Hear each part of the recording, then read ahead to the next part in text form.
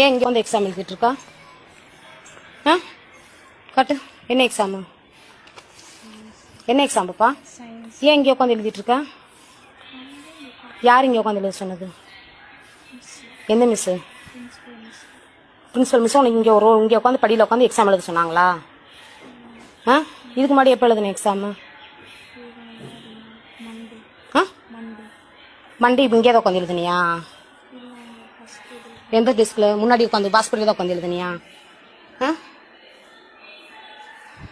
சரி எழுது. ஏன் மிஸ் ஒன்றும் சொல்லலையா? உள்ள கிளாஸ்க்குள்ள உட்காரணும் நீ சொல்லலையா? ஆ